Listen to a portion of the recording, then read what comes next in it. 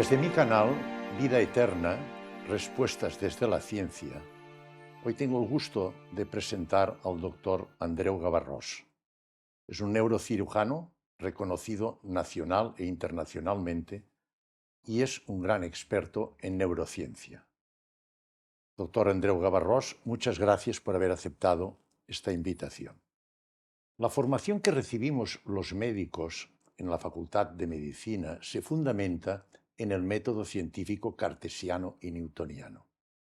El método científico estudia un mundo objetivo, real, mesurable y se fundamenta en una ontología materialista.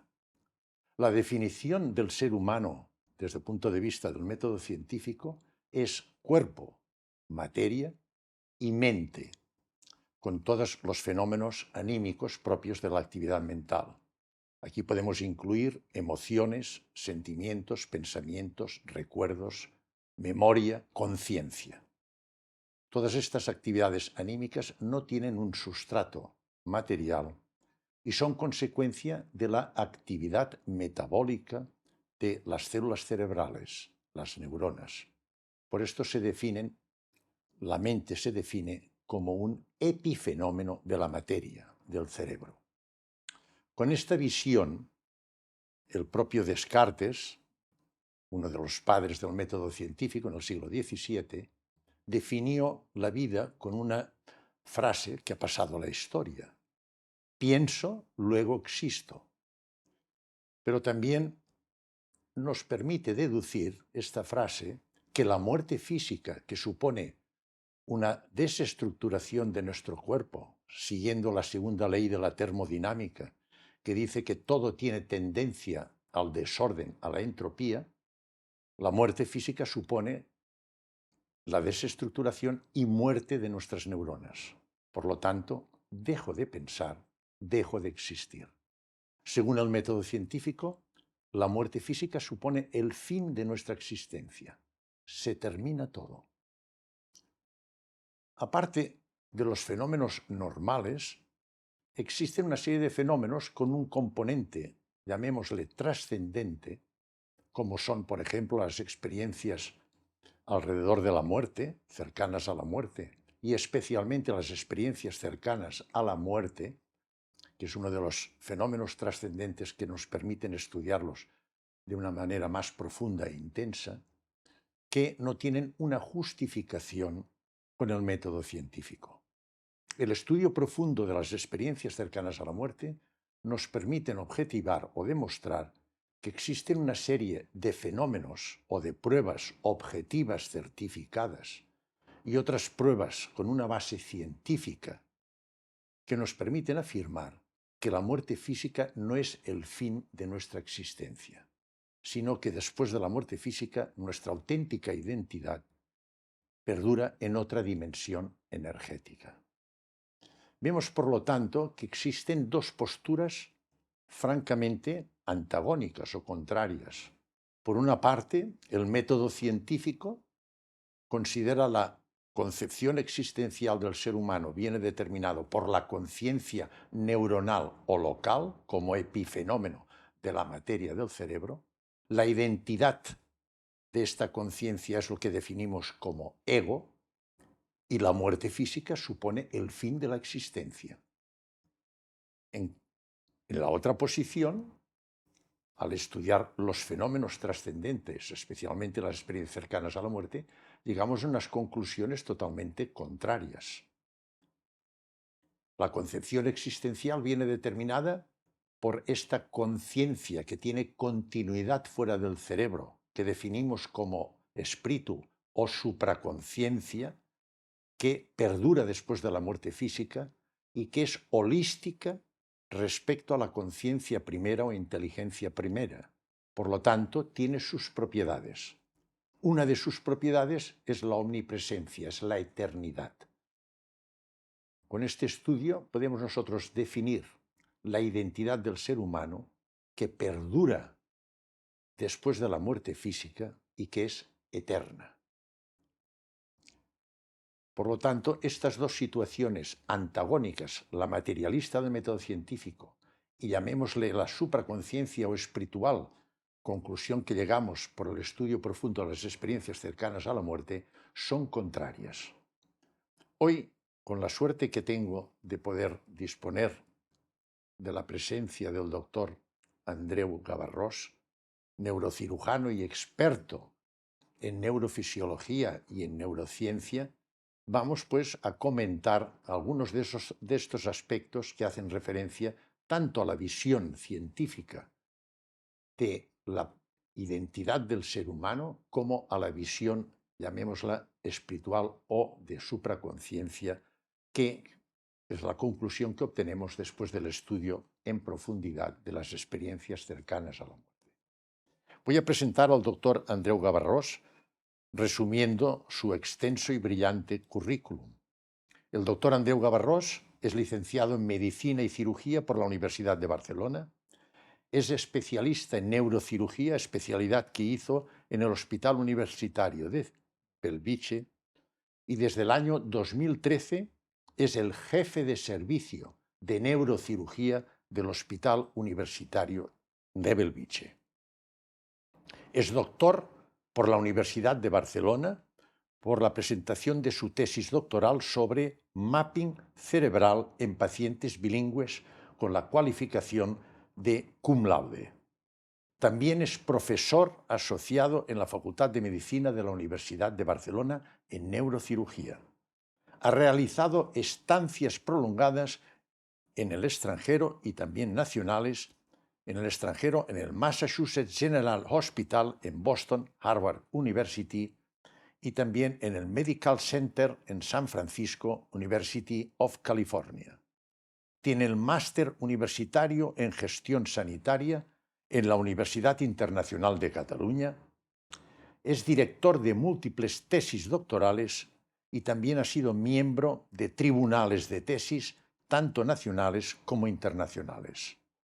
Como neurocirujano, es experto, reconocido a nivel internacional, en la resección de tumores cerebrales en áreas elocuentes, en neurocirugía vascular, en hidrocefalia y patología raquídea. También en neurooncología funcional. Sus investigaciones y resultados han sido publicados en prestigiosas revistas científicas internacionales. El doctor Andreu Gavarrós tiene también una vertiente humanística sumamente interesante. Es un gran aficionado a la música. Él ha creado la Sinfonía de los Héroes, donde el doctor Andreu Gavarrós aparece en diversas facetas, como teclista, vocalista, compositor y letrista en la banda de rock Dorigen. Es un proyecto del Hospital Universitario de Bellvitge en el que participan pacientes músicos tratados de tumores cerebrales. El grupo Doringer ha grabado un disco y ha filmado un documental. Doctor Andreu Gavarrós, muchas gracias por haber aceptado esta invitación. Mi felicitación por este brillante currículum y estoy seguro que su participación nos ayudará a conocer de una manera más profunda el fenómeno de las experiencias cercanas a la muerte. La primera pregunta que le quiero hacer es, como profesor que eres universitario, ¿estás de acuerdo que la formación que recibimos los médicos en la Facultad de Medicina se fundamenta totalmente en el método científico descrito por René Descartes en el siglo XVII y Isaac Newton, siglo XVII y XVIII, sobre una visión materialista, objetiva, realista, mesurable y con una ontología materialista? ¿Estás totalmente de acuerdo en esta visión formativa? Sí, mayoritariamente sí. Utilizamos lo que llamamos la medicina basada en la evidencia. La medicina que se puede estudiar mediante un método científico, que se puede validar mediante este método científico. Necesitamos conocer bien todos los procesos que rodean a una enfermedad, su fisiopatología, sus causas, sus tratamientos, validar la eficacia de los tratamientos, ya sean médicos con fármacos o quirúrgicos. Necesitamos hacer pasos para tratar a las personas mediante una medicina validada a nivel científico. De otra manera, sería un caos. Cada médico haría su tratamiento que le pareciera y esto pues realmente no sería eficaz seguramente y no sería correcto aplicarlo a personas cuando utilizar sistemas de tratamiento que no están validados. Hoy en día aceptamos la medicina basada en la evidencia y, y utilizamos el método científico para poder hacer estas validaciones. Fundamentándonos en el método científico, ¿estás de acuerdo que la concepción estructural del ser humano la definimos como cuerpo, que es materia, y mente, con todas las actividades mentales, anímicas, que no tienen un sustrato material y que las definimos como un epifenómeno de la materia, del cerebro, es decir, que son consecuencia de la actividad metabólica de las células cerebrales, las neuronas? ¿Estás de acuerdo con esta visión materialista del ser humano? Sí, hoy en día no tenemos una evidencia de que nuestro cuerpo y nuestra mente funcionen de otra manera que a nivel biológico, a nivel anatómico y a nivel biológico. Te querría hacer una pregunta al respecto que para mí siempre ha sido un dilema. ¿Cómo podemos explicar o justificar, según nuestros conocimientos en el método, basados en el método científico, que de la reacción bioquímica de una serie de moléculas que son partículas materiales en el interior de nuestras neuronas, al reaccionar entre sí en su metabolismo, la consecuencia de estas reacciones bioquímicas me den como resultado una actividad anímica que no tiene sustrato material, un pensamiento, un recuerdo, memoria, conciencia? ¿Cómo puedo yo justificar que de una reacción de partículas materiales el resultado sea una actividad anímica sin sustrato material? ¿Cómo lo podemos explicar esto? Bueno, a ver, el cerebro realmente es muy complejo. La actividad cerebral se basa en las neuronas, sus conexiones a través de los axones y la sinapsis. Y tenemos grandísimas conexiones a nivel cerebral de todas las áreas del cerebro, que cuando empiezan a trabajar en conjunto, ya no es una zona específica cerebral que se encarga de la memoria, ya no es una zona específica que se encarga del movimiento, del lenguaje. El cerebro trabaja como una red. Y el hecho de trabajar como una red nos permite tener funciones de alta capacidad, funciones de alta elocuencia, funciones que son difíciles de explicar por el hecho de tener una reacción causa-efecto en una zona local del cerebro. Es una máquina, es una computadora, la más compleja que existe y que trabaja como unidad. Sus diferentes partes trabajan como unidad a través de esta sinapsis. Es difícil de entender y es muy difícil de imitar, pero es la manera que tiene de funcionar nuestro cerebro. Más allá de esto, ya te digo, nos regimos por normas anatómicas, bioquímicas, y es la explicación que tenemos hoy en día del funcionamiento de nuestro cerebro. Te agradezco y estoy totalmente de acuerdo con esta visión global del cerebro, que yo la defino un poco como holográfica, término que deriva del concepto fractal descrito por Maldenbroth de la Universidad de Yale. Es decir, por ejemplo, sabemos que Pribham, un neurólogo en Estados Unidos, intentó localizar la memoria en el cerebro, en una época que se trataban determinadas afecciones extirpando zonas del cerebro, y no pudo llegar a la conclusión de encontrar una zona puntual específica a la que pudiera atribuir la memoria. Entonces es cuando llegó a la conclusión de que el cerebro actúa, como tú dices, de una manera holográfica. La memoria está en todo el cerebro. Estamos totalmente de acuerdo que la actividad cerebral es una actividad holográfica de conjunto totalmente. Otro comentario que te quería hacer: si aceptamos y aceptas, tú has dicho que la visión estructural del ser humano la fundamentamos en el método científico, ¿estarás de acuerdo, pregunto yo, si la muerte física, según el concepto científico, supone el fin de nuestra existencia? Es decir, la muerte física supone el fin, se acaba todo. Es decir, ¿no existe nada más después de la muerte física en el ser humano? Si aplicamos el método científico, mm, tenemos que aceptar que actualmente no hay, bajo mi conocimiento, estudios validados que demuestren que haya vida, existencia, después de la muerte física de una persona. ¿Reconoces o estás de acuerdo que existen una serie de fenómenos que podemos llamar trascendentales o fenómenos que no tienen una base, una justificación científica? Hay muchos fenómenos, por ejemplo, se llama de telepatía, clarividencia, precognición, vivencias místicas, psicoquinesia, vivencias de los moribundos, pero especialmente las experiencias cercanas a la muerte, que es uno de los fenómenos trascendentes que permiten su estudio en Ujú. más profundidad.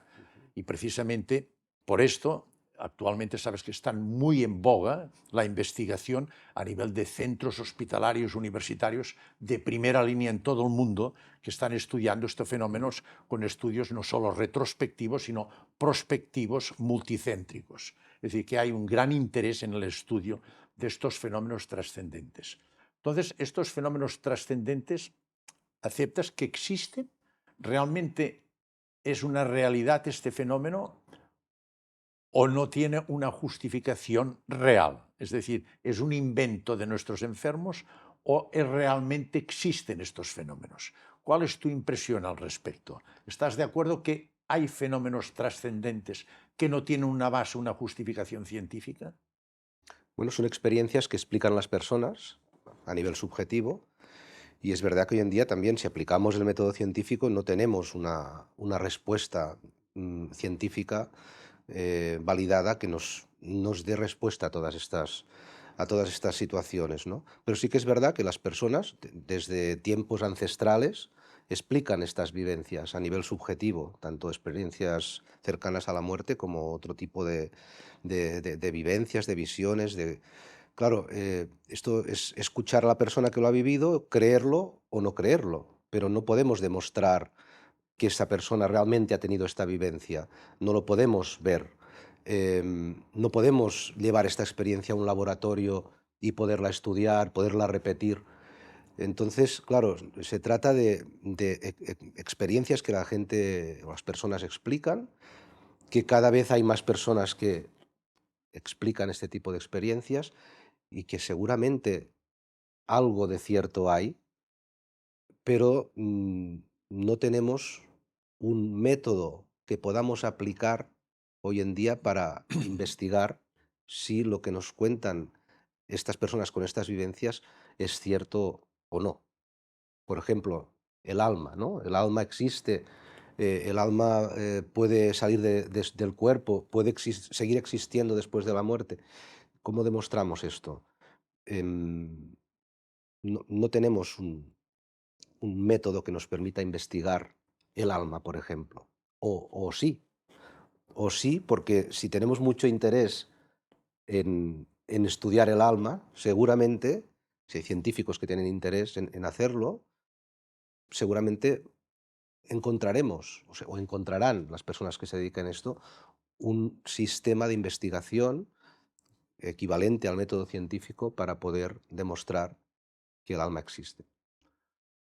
Estoy de acuerdo con lo que has dicho, que a lo largo de la civilización humana, estos fenómenos de la experiencia cercana a la muerte son evidentes. Por ejemplo, Platón en la República describe ya un caso del soldado armenio Aer herido en un combate, que lo consideraron muerto, después se recuperó y explicó una experiencia cercana a la muerte similar a las que estamos viviendo y estudiando en la actualidad. Es decir, que esto es un fenómeno que ha existido a lo largo de la civilización humana. En segundo lugar, como has dicho muy bien, es un fenómeno que se produce con muchísima frecuencia. Son miles y miles y miles los casos descritos de experiencias cercanas a la muerte. Tienen una estructuración muy parecida, es decir, una estructuración lógica, y se repiten los fenómenos que cuentan. Entonces, cuando hay una relación tan evidente de miles de casos y con una estructura parecida, uno le cuesta creer que esto es por azar o es casual. Aquí tiene que haber algo que desconocemos, pero que justifique esta gran incidencia y esta estructuración tan parecida. Entonces, yo te preguntaría, realmente existen una parte de las experiencias cercanas a la muerte, yo las divido en dos partes, las experiencias cercanas a la muerte. Una parte que tiene pruebas objetivas certificadas y otra parte que tiene pruebas trascendentes difíciles de justificar. Pero las partes objetivas que tienen posibilidad de ser certificadas y objetivadas, te citaré algunas. Por ejemplo, tengo el caso de una paciente, una sanitaria que tú conocías, yo conocía, de nuestro hospital, que tuvo un gravísimo accidente, ingresó de urgencias en muerte clínica. Aquel día estaba yo de guardia y la atendí. La recuperamos, la operé, que tenía un hemoperitoneo, la causa de la muerte clínica de la paciente, y en el postoperatorio me contó su experiencia cercana a la muerte. Y lo primero que me dijo, usted me hizo, ella estaba clínicamente muerta. Esto objetivamente nadie le dijo nada. Dice, usted me hacía masaje y me pinchó el corazón. El doctor tal, con nombre y apellidos, me intubó la anestesista y me ventilaba. La doctora tal, con nombre y apellidos, hematóloga, me pasaba sangre. El traumatólogo, nombre y apellidos, me inmovilizó una fractura que tenía. Esto es una prueba objetiva. Otra prueba objetiva. Estos pacientes son capaces de trasladarse a distancia donde ellos quieren. Esta paciente me comentó con toda clase de detalles lo que estaba ocurriendo en aquellos momentos en todas las dependencias del servicio de urgencias, que yo después acudí al servicio de urgencias, revisé ordenadores y hablé con el personal sanitario y puedo asegurar y confirmar que lo que me contó es lo que realmente se estaba produciendo en aquellos momentos cuando su cuerpo estaba clínicamente muerto y yo estaba haciendo maniobras de reanimación cardiorrespiratoria. Hay otro fenómeno clarísimo, que es la práctica de resonancias magnéticas funcionales. A estos pacientes que describen un objeto que no habían visto nunca y que lo vieron durante la experiencia cercana a la muerte, y al describirlo después, mientras se practica resonancia magnética, se activa el lóbulo occipital. A mí ha habido neurólogos que me han dicho, si es que se activa, intervienen las neuronas espejo, hay una memoria de este objeto. Esto quiere decir que realmente vio este objeto, que estaba a distancia y que nunca lo había visto antes. Entonces los neurólogos me han dicho, este paciente no miente, vio el objeto. Estos son pruebas objetivas que yo puedo certificar que son ciertas. Evidentemente, después a mí me cuentan el otro grupo de fenómenos trascendentes que yo no puedo justificar. Me dicen que ven unos seres de luz. Me dicen que se encuentran con familiares ya fallecidos que les ayudan y les explican. Y llorando, esta paciente me dijo, abracé a mi madre, que estaba muy unida efectivamente a ella y había fallecido. Mi madre vive, la muerte no es cierta, mi madre vive. Pero yo esto no lo puedo demostrar. Me hablan de una luz, me hablan de que ven su vida. Todo esto yo no lo puedo objetivar. Pero el bloque de fenómenos objetivos que podemos certificar y comprobar sí que nos demuestran que el paciente no miente, que es real. Es decir, que tienen la capacidad de transmitirnos, por ejemplo, una información independiente del espacio y del tiempo. Esto quiere decir que algo sale y de alguna manera es consciente de cosas que están pasando, que ve o que están pasando a distancia y que después le condiciona memoria y nos las cuentan. Entonces yo te pregunto, desde el punto de vista neurológico, como experto en neurociencia, ¿estás de acuerdo que hay estos dos bloques? Un bloque de pruebas objetivas que demuestran que el enfermo no nos miente, por lo tanto son reales las experiencias, y que evidentemente hay una serie de pruebas trascendentes que no podemos objetivar, que aquí acepto que hayan dudas. ¿Estás de acuerdo con este planteamiento? Sí, es correcto, porque, a ver, nos demuestra, como tú has explicado muy bien, que hay un grupo de pacientes que ellos tienen una experiencia que te pueden contar y que tú no puedes objetivar porque realmente es una experiencia muy, muy subjetiva, muy personal. En el otro grupo de pacientes tú puedes comprobar si estos pacientes han vivido esta experiencia, si dicen la verdad. Exacto. Entonces, lo que ellos cuentan es verídico. No nos dice más que esto, pero sí que lo que los pacientes nos cuentan, porque tú puedes demostrar que lo que dicen es verdad, en este grupo de pacientes sabemos que la experiencia que han vivido y que nos han contado es cierta. O sea que en este aspecto, objetivamente, estás de acuerdo en estas dos. Sí, claro. Hablando con compañeros médicos, yo he tenido una oposición frontal. Al principio cada vez estaba disminuyendo de una manera muy evidente con los grandes científicos, especialmente médicos, también con filósofos occidentales, con teólogos cristianos y también con físicos teóricos expertos en mecánica cuántica. Entonces, sobre todo los médicos expertos en neurofisiología, cuando yo les comento las experiencias cercanas a la muerte y les digo cuál es vuestra opinión, y yo como científico, como cirujano general y digestivo, tengo una formación igual que vosotros en el método científico, pero un cirujano se dedica totalmente a la morfología y fisiología del cuerpo humano. Vosotros conocéis mejor la neurofisiología. Yo les pregunto, ¿cómo interpretáis vosotros? ¿Cómo cualificáis las experiencias cercanas a la muerte con este grupo de pruebas objetivas que vosotros mismos me decís por la resonancia magnética y las neuronas espejo, que es cierto que no miente? ¿Cómo cualificáis las experiencias cercanas a la muerte? La respuesta siempre es la misma, en psiquiatras, psicólogos y neurólogos. Son alucinaciones. Yo te pregunto, ¿cuál es el concepto para ti de una alucinación? Yo, por ejemplo, la alucinación la he estudiado en pacientes psiquiátricos. La he visto, por ejemplo, en el brote psicótico, especialmente en la esquizofrenia, pues he visto un brote, en un pleno brote, que tienen alucinaciones sensoriales y emocionales, sobre todo sensoriales, auditivas, visuales, etc. Entonces, yo pregunto, ¿tú consideras que podemos cualificar, como me dicen neurólogos, psiquiatras y psicólogos, que estas ECM son alucinaciones, consecuencia de las alteraciones en el metabolismo de las neuronas, por el sufrimiento que está padeciendo el cerebro a consecuencia, por ejemplo, de la muerte clínica por una falta de irrigación cerebral? Sabemos que las neuronas son muy sensibles a la falta de irrigación. ¿Las podemos cualificar de alucinaciones? ¿Qué concepto o cómo defines tú las alucinaciones?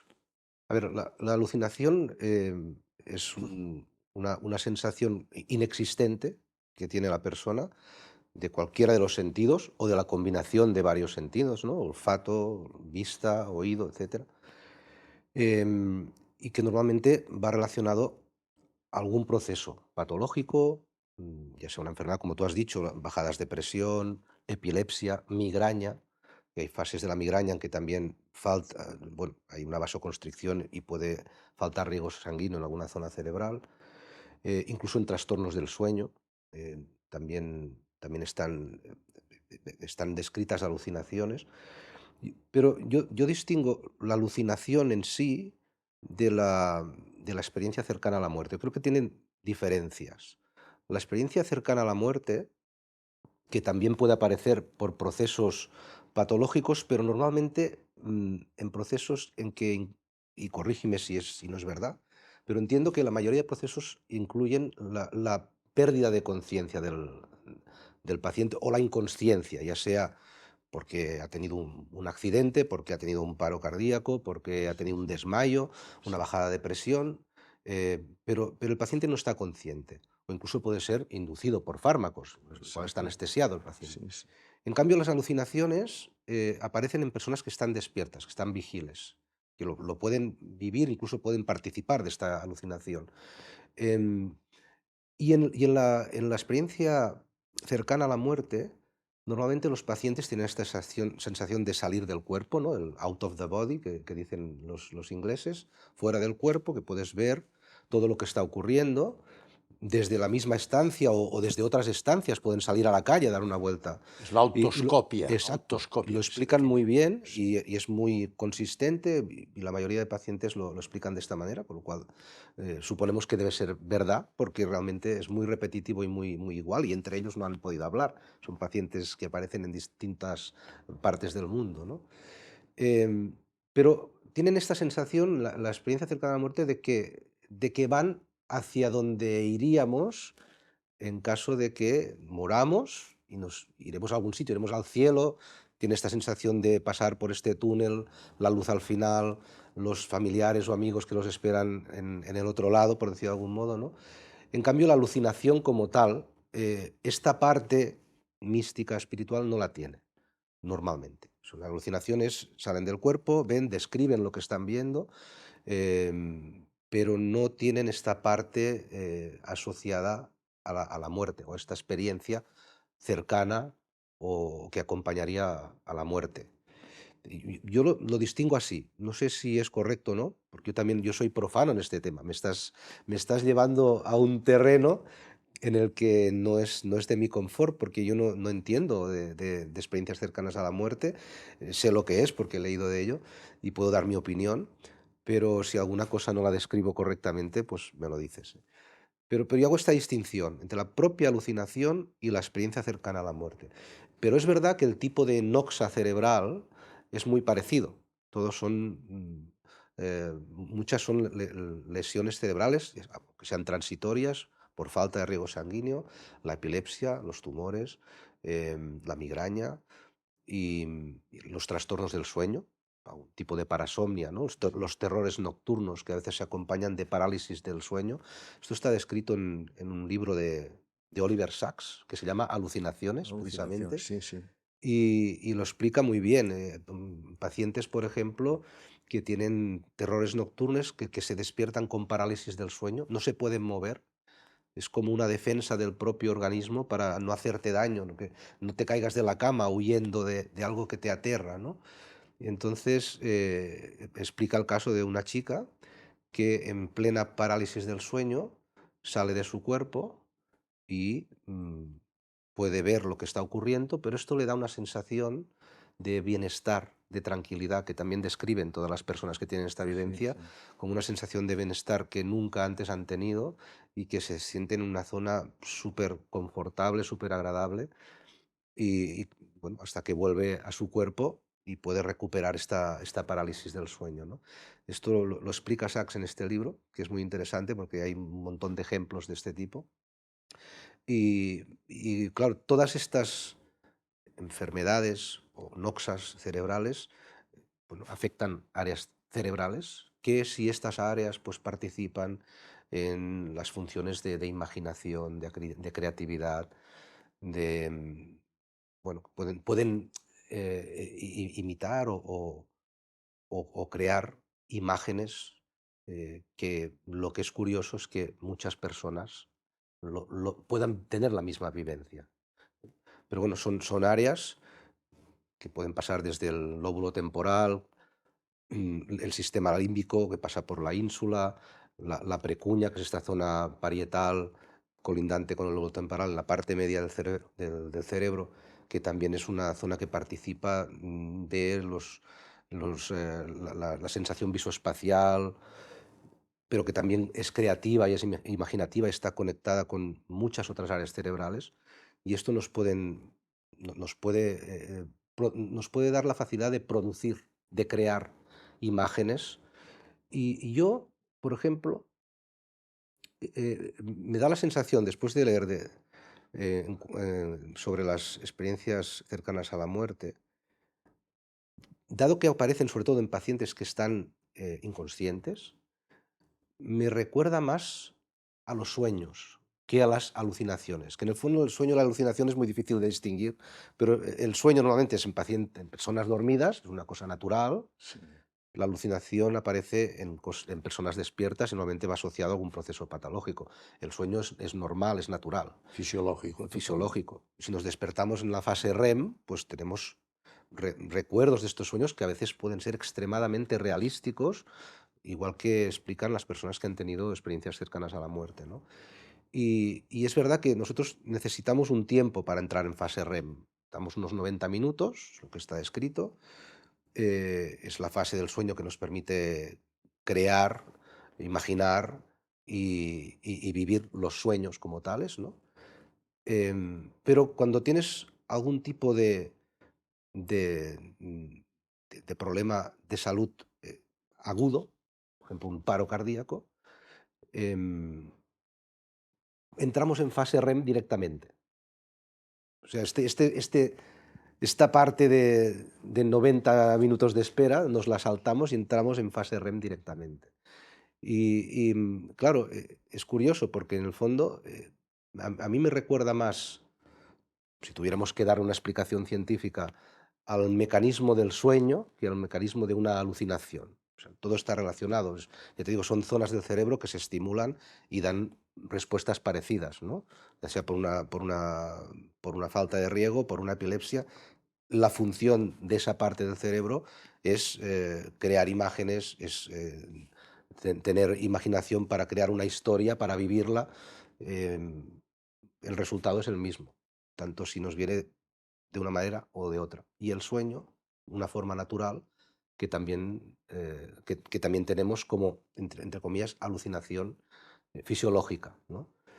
Y después también es curioso porque existen personas, gente que practica diferentes tipos de yoga, personas que hacen meditación trascendental, que voluntariamente son personas sanas, no tienen ninguna enfermedad, ¿no? Voluntariamente pueden salir de su cuerpo, ver desde la estancia donde están, salir también a la calle, dar una vuelta, volver a su cuerpo, a voluntad.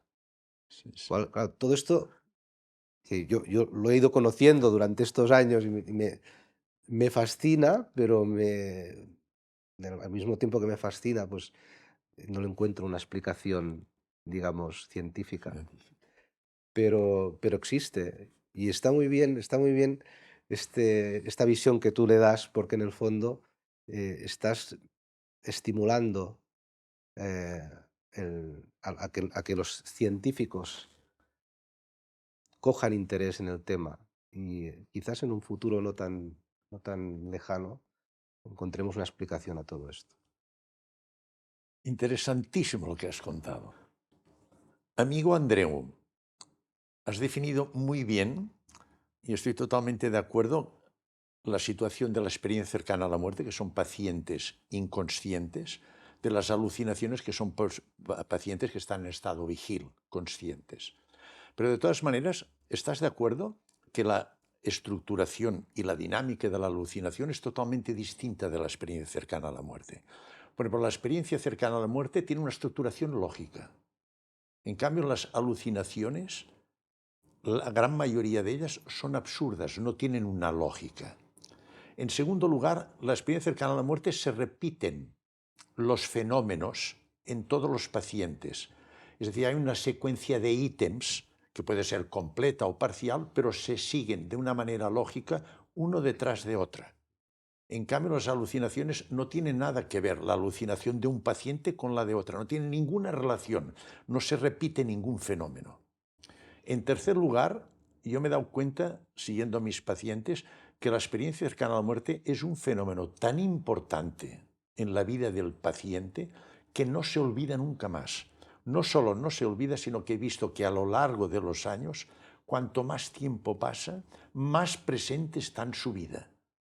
Y finalmente, este fenómeno de memoria no es en la alucinación. He hablado con psiquiatras y he visto pacientes que la alucinación incluso les da cierta vergüenza. Se olvidan, no quieren saber nada de la alucinación, totalmente distinto de esta gran memoria que condiciona la experiencia cercana a la muerte. Y finalmente yo he visto que la experiencia cercana a la muerte condiciona un impacto psicológico muy profundo en mis enfermos, especialmente lo que hace referencia a su concepción existencial, que cambia de una manera importante. Esto determina un cambio en su rol, en su dinámica vital. Yo he seguido a estos pacientes durante años y he visto que cambian profundamente su dinámica vital. Incluso su relación social cambia todo en estos, cosa que no ocurre con las alucinaciones.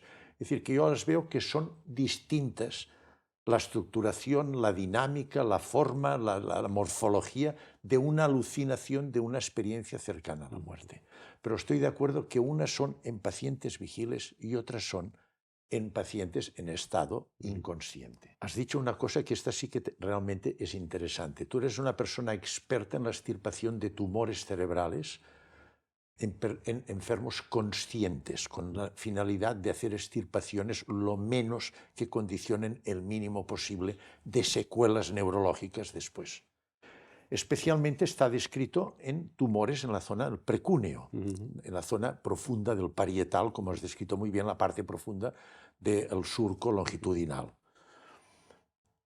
Y yo te quería preguntar, y he leído sobre todo en trabajos de la Universidad de Stanford, que precisamente estimulando eléctricamente estas zonas se observa la respuesta en estos pacientes conscientes de una serie de experiencias extracorpóreas que pueden tener algún aspecto parecido a las experiencias cercanas a la Ujú. muerte, que dice que recuerdan, por ejemplo, el efecto, las alucinaciones que provoca la ketamina, un anestésico que tú y yo Ujú. conocemos.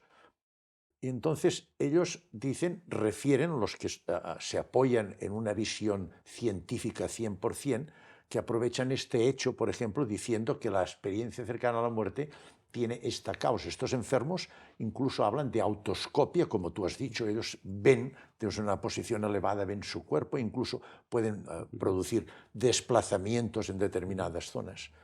Tú que tienes experiencia en esto, ¿tú crees que podemos realmente definir estas experiencias extracorpóreas que físicamente sabemos que se pueden producir con estimulación eléctrica de determinadas zonas del cerebro, podemos que justifican a una experiencia cercana a la muerte? ¿O consideras que son dos fenómenos distintos? ¿Hay alguna relación entre ellos? ¿Podemos decir que es lo mismo, que el mismo factor desencadenante se produce en los dos fenómenos? ¿O son dos fenómenos distintos, distintos? Clínicamente son distintos, esto lo puedo Ujú. yo certificar. Pero el mecanismo desencadenante, ¿crees tú que tiene alguna relación? Bueno, el mecanismo desencadenante en este caso sería parecido al de las alucinaciones que antes decíamos, ¿no? Porque estamos operando un paciente despierto. Yo, en 20 años de experiencia en mapping cerebral en paciente despierto, nunca he tenido una reacción o una explicación de un paciente que me diga que haya tenido una experiencia extracorpórea. Pero está descrito. Sí, Son muy pocos casos, pero está descrito en la literatura y tiene su lógica. Pues lo que decíamos, esta zona del cerebro, que es la precuña, ¿no? El parietal, la parte anterior del parietal medial, se encarga de estas funciones de compromiso visoespacial, asociación con el sistema vestibular, y con la en- memoria con también. la memoria, con Exacto. la imaginación, Sí, con la sí. creatividad de imágenes. Con lo cual, si estimulamos esta zona cerebral a nivel focal, podemos tener una reacción de este tipo y es lógico. Y esto ocurre también, como comentamos, con las alucinaciones, ¿no? O sea, hay una noxa externa en este caso o una enfermedad que provoca que la estimulación o la activación de estas zonas, la epilepsia, por ejemplo, pues pueda tener esta respuesta. Pero en el caso del mapa cerebral, es una estimulación eléctrica cerebral, focal, controlada.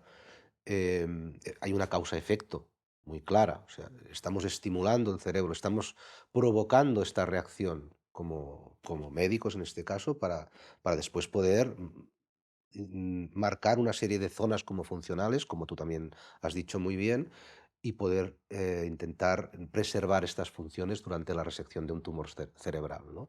Entonces, nosotros estimulamos y tenemos una respuesta. Cada zona del cerebro nos da una respuesta distinta. Nosotros, sobre todo, utilizamos el mapa cerebral para estudio del lenguaje, porque es como el paradigma del mapa cerebral en un paciente despierto. Necesitamos que una persona esté despierta y hablando para poder identificar el lenguaje. Y es verdad que el parietal medial es una zona que se ubica a nivel postmotor, después del surco central, de la circunvolución sensitiva, y hoy en día esta zona, sobre todo en el hemisferio derecho, que es donde están descritas sobre todo estas funciones de la precunia, lo hacemos con el paciente dormido, porque tenemos unos sistemas de monitorización neurofisiológicos en quirófano que nos permite monitorizar muy bien la función sensitivo-motora.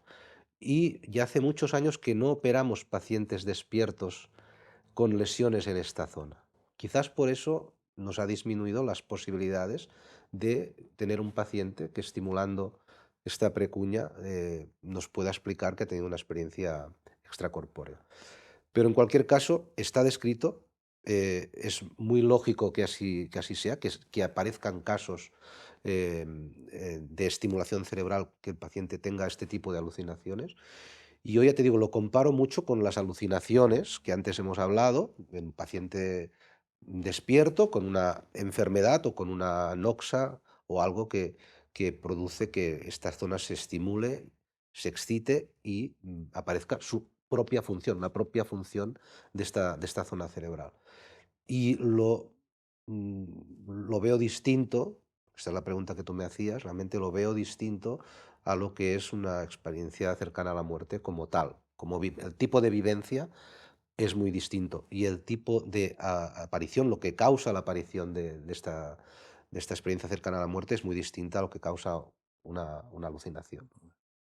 Da gusto tener una persona experta en neurociencia. Te quería preguntar, ¿es que la función de los dos hemisferios cerebrales es distinta? Por ejemplo, en el hemisferio izquierdo predominan los fenómenos o la actividad intelectiva y racional, y en el derecho más la imaginativa, creativa, espontánea.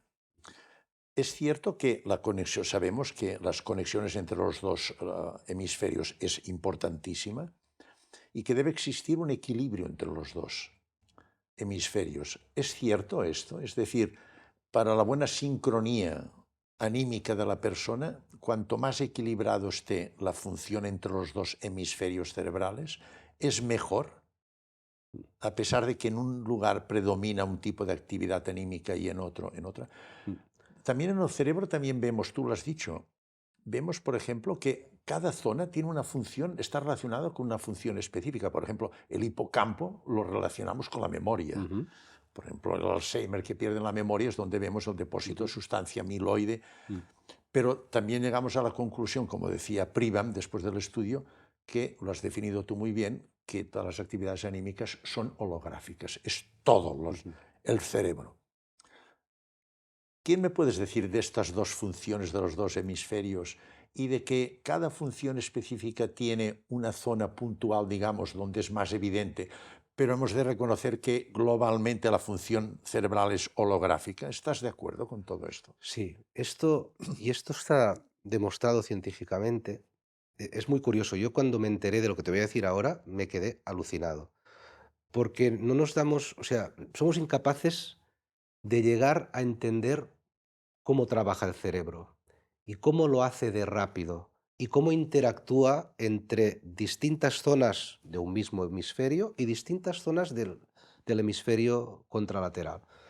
Por ejemplo, si estamos estudiando lenguaje, y esto es hecho con estudios con magnetoencefalografía, y ven que en un milisegundo, en un milisegundo, los estímulos mm, magnético-eléctricos de conexión entre un hemisferio y otro pueden ir de un lado a otro 1000 veces, en un milisegundo.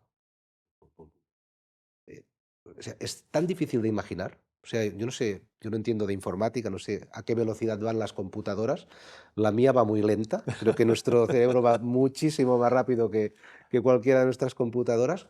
Pero yo cuando me explicaron este dato, fue una casualidad, yo estaba en San Francisco haciendo una rotación especial para aprender sobre neurocirugía vascular, malformaciones arteriovenosas complejas, aneurismas complejos, y tenía un compañero que había hecho la residencia conmigo en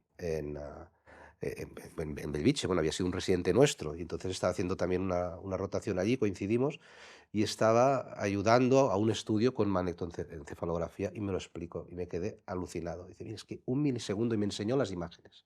Me enseñó las imágenes cómo corría el estímulo de un lado a otro con una rapidez extraordinaria. Y allí entendí por qué no entendemos o no sabemos casi nada de nuestro cerebro, de cómo funciona nuestro cerebro, realmente.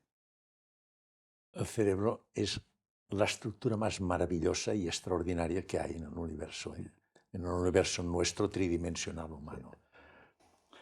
Has tocado un tema que nos lleva a una situación que para mí es muy importante, que es que desde el punto de vista, digamos, del método científico, no nos podemos explicar ni el funcionalismo del cerebro, ni las experiencias cercanas a la muerte. Y nos hemos de introducir en otra disciplina, que es la auténtica realidad estructural del universo, que es la física teórica. La dinámica de la física teórica es la mecánica cuántica introducida por Max Planck, premio Nobel en 1900. Allí vemos que hay una serie de principios que tienen un paralelismo extraordinario con todos los fenómenos de las experiencias cercanas a la muerte. ¿Cuáles son? La superposición de estado, descrito por Louis de Broglie, el colapso de energía a materia, es decir, que nosotros somos capaces de colapsar la energía a materia, el entrelazamiento cuántico, es decir, todos estos, la coherencia cuántica, todos estos fenómenos, cada vez vemos que tienen una justificación o un paralelismo muy claro con todos los fenómenos que nos explican los pacientes. Entonces hemos de aceptar. ¿Aceptas tú que la biología cuántica, término introducido en 1944 por Jordan, es una realidad? Esto ya lo apuntaba Albert Einstein, Schrödinger en ¿Qué es la vida?, en su famoso libro precioso ¿Qué es la vida?, y después Roger Penrose también en el famoso trabajo sobre los microtúbulos con Stuart Hameroff, que la biología realmente funciona de acuerdo a un mecanismo cuántico total. Esta transferencia de información a estas velocidades es inexplicable con el método científico. Está calculado, por ejemplo, que en un momento determinado, en una célula se pueden producir miles de funciones y es imposible que el control biológico a través del sistema nervioso vegetativo y el endocrino sean capaces de controlar tantas funciones en un momento, solo en un momento puntual, con los millones y millones de neuronas que tenemos, y todo esto está sincronizado. Esto solo es posible con entrelazamiento cuántico. Y esto está demostrado, lo sabes tú, con el fenómeno de la fotosíntesis. En la Universidad de Berkeley, en la década del 2010, demostraron que la fotosíntesis es un mecanismo de entrelazamiento cuántico y interviene el fenómeno túnel, de paso a través de estructuras energéticas de distinto gradiente de energía. Entonces, todas estas cosas que estás contando tú, de esta velocidad tan extraordinaria, hemos de aceptar de que los mecanismos normales del método científico difícilmente nos pueden explicar esta velocidad, esta estructura holográfica, este sincronismo que hay, este control exquisito que hay en todo el organismo tan inmenso y extraordinario, sino es con métodos muchísimo más rápidos que sobrepasan la velocidad, sobrepasan el aspecto conceptual que nos proporciona el método científico, y nos hemos de introducir dentro de la mecánica cuántica. ¿Estás de acuerdo que la mecánica cuántica tiene un paralelismo muy importante con sus principios, con los fenómenos? Es decir, empieza con la ley fundamental, que el elemento estructural básico no es la materia, sino que es energía. Todo es energía. Y en el momento que hablamos de energía, ya empezamos a ver que hay un paralelismo entre el cuerpo, es energía de baja frecuencia. Nuestra mente es energía de alta frecuencia. Y esto nos explica lo que no nos explicaba el método científico, lo que comentábamos antes, cómo las reacciones bioquímicas entre moléculas dentro de la neurona nos den un pensamiento que no tiene sustrato material. Esto es lo que dice Louis de Broglie, que la energía se puede manifestar como materia, es el cuerpo, pero también se puede manifestar como onda, como energía. Una función intelectiva es energía, que nosotros podemos detectar en el electroencefalograma. El cuerpo es energía de muy baja frecuencia que se manifiesta como energía colapsada de materia, que eso nosotros la podemos objetivar como materia. ¿Estás de acuerdo que esta física teórica nos abre un campo extraordinario hacia la comprensión de la biología? Y hoy el término de biología cuántica está ampliamente aceptada. ¿Estás de acuerdo con esto?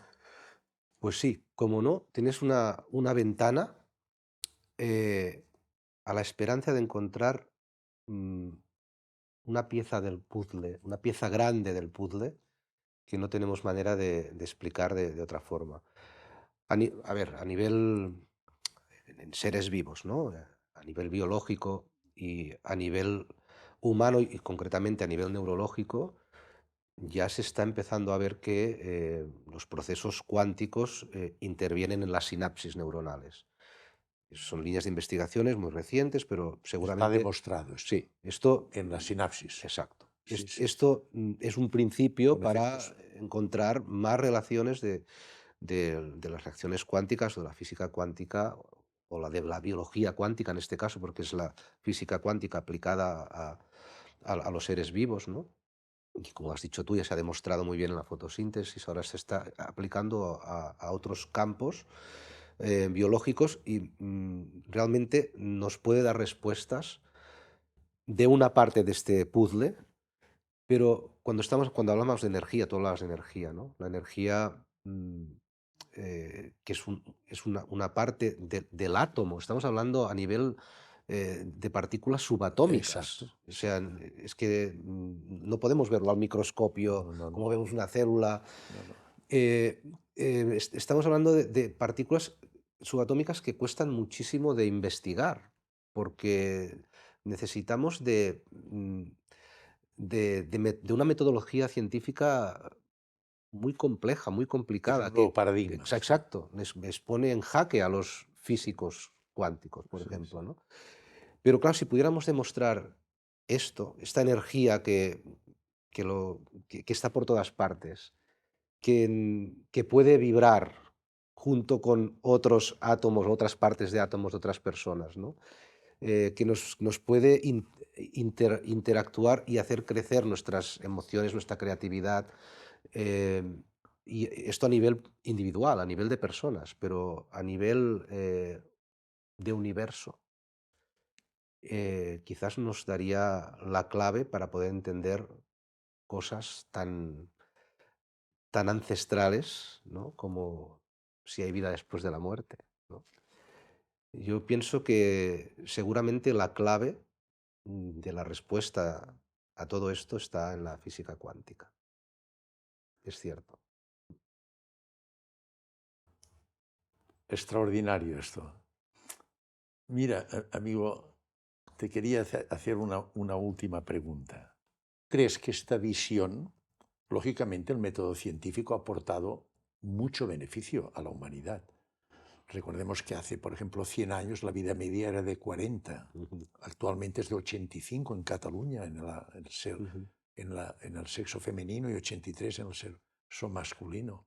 Es decir, ha mejorado mucho todo el entorno y las posibilidades de la vida, comodidades, facilidades, nuestra supervivencia ha mejorado.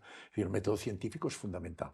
¿Crees tú que existe un antagonismo entre el método científico macroscópico, objetivo, y este nuevo paradigma que es la física teórica, que estudia las partículas subatómicas, que como muy bien dices, no las podemos ver? Y lo que estudiamos es sus efectos y sus interacciones. Y estos resultados se expresan con fórmulas matemáticas. Las matemáticas es el lenguaje de la física ujú, teórica.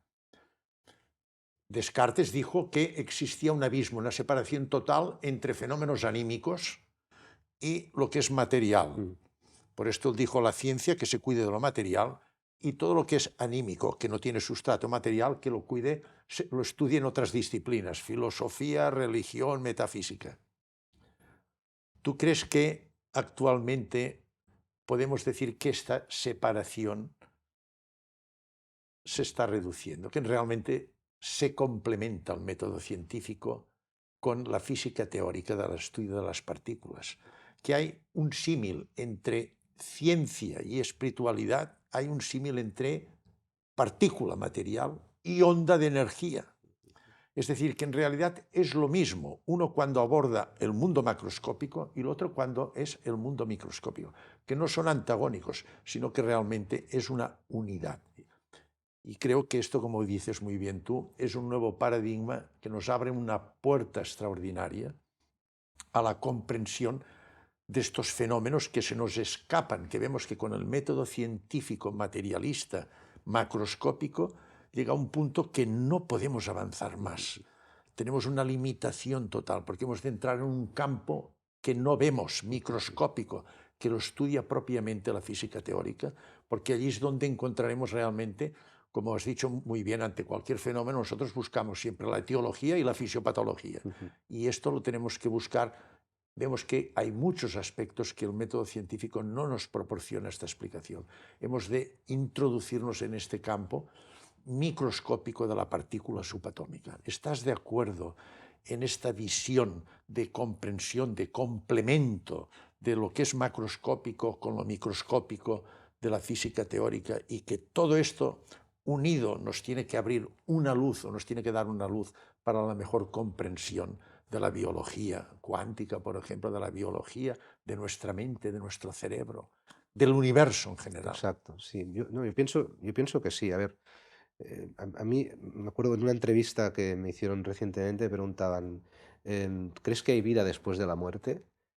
Y claro, dije, no lo sé, porque realmente no lo sé. No lo sabemos. Y claro, yo siempre que digo no lo sé, no me importa decirlo, pero en el fondo sentirte ignorante sobre esa materia con concreto, y claro, necesitamos respuestas.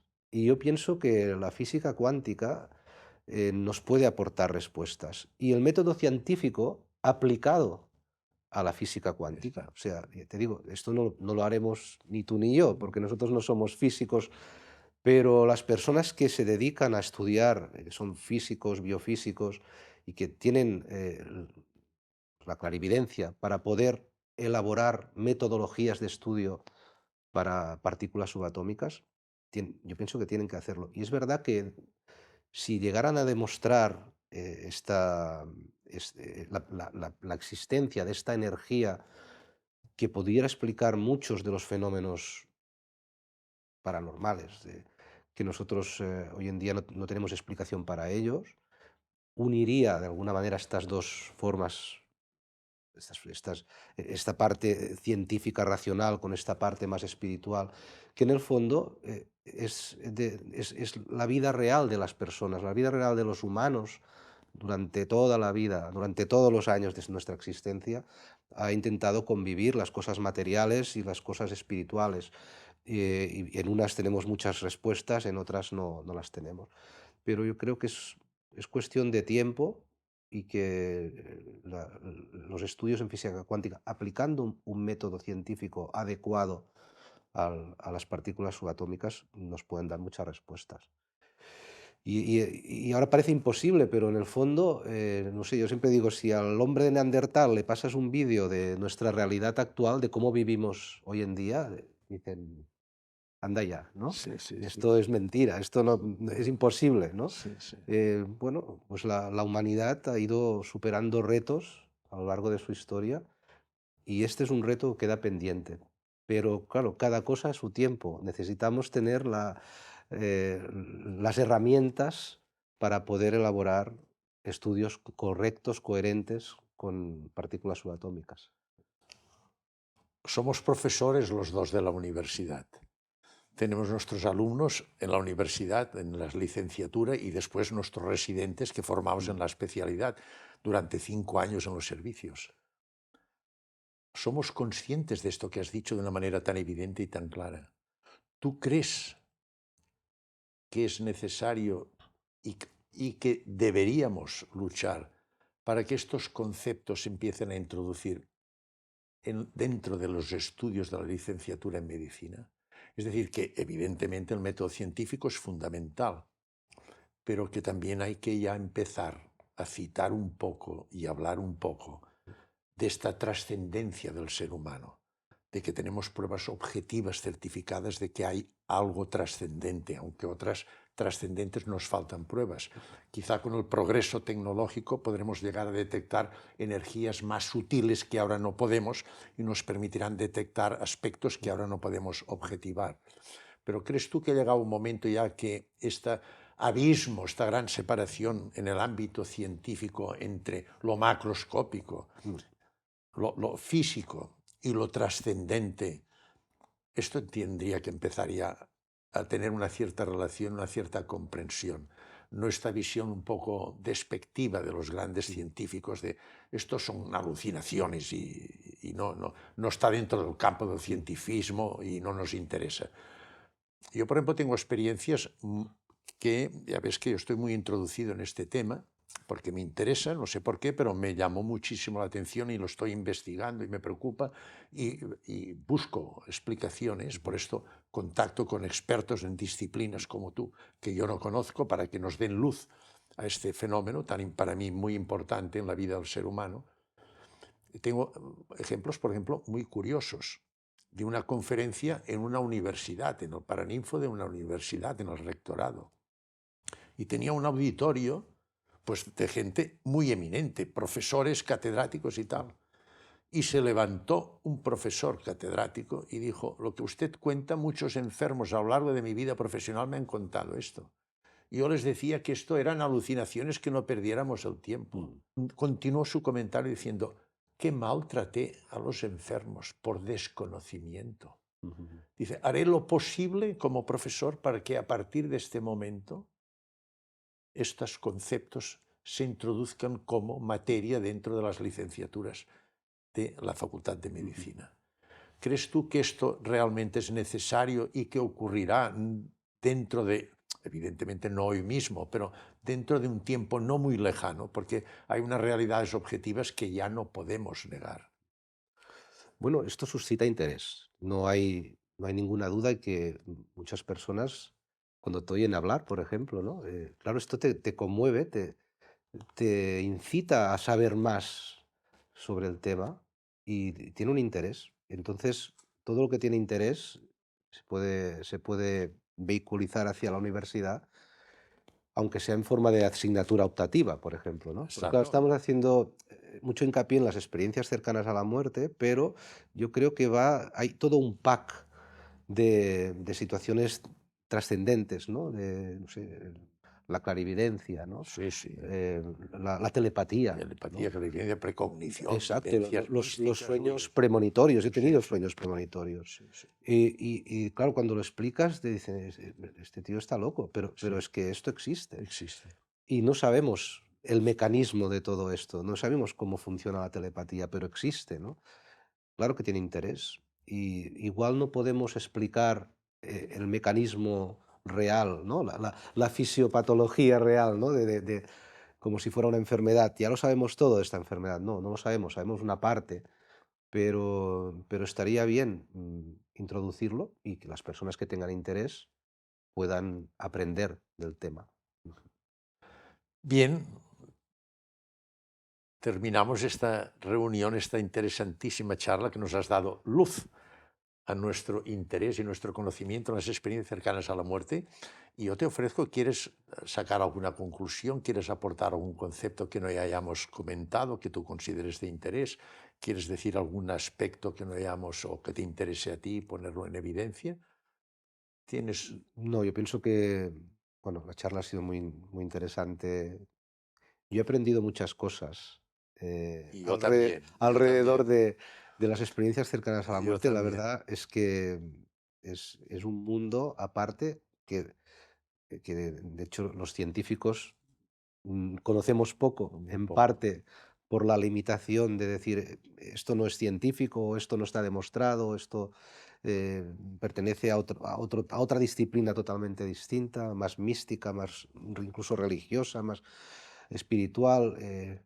Bueno, yo pienso que todo está relacionado, es lo que decía, las personas siempre hemos vivido a caballo de lo material y de lo espiritual. Y yo pienso que en el fondo lo necesitamos para tener un equilibrio en nuestra existencia.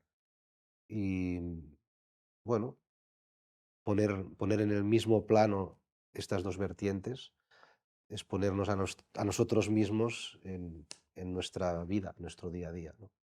Aunque solo sea por esto, ya vale la pena compartir este conocimiento, esta experiencia.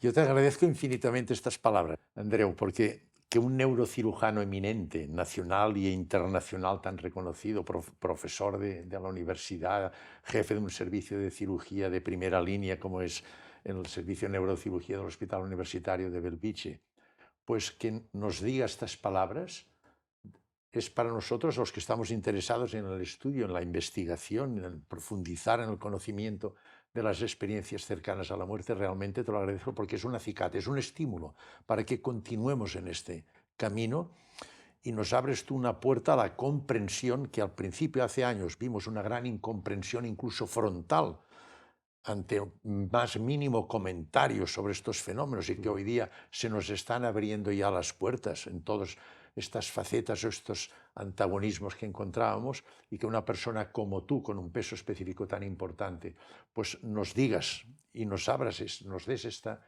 ilusión y nos abras la puerta a la comprensión por parte del mundo científico de esta realidad, repito, es un estímulo, un acicate para todos nosotros los que nos interesa este tema y te lo agradecemos infinitamente. Amic Andreu, muchísimas, muchísimas gracias. Ha sido muy amable. Gracias, gracias a ti.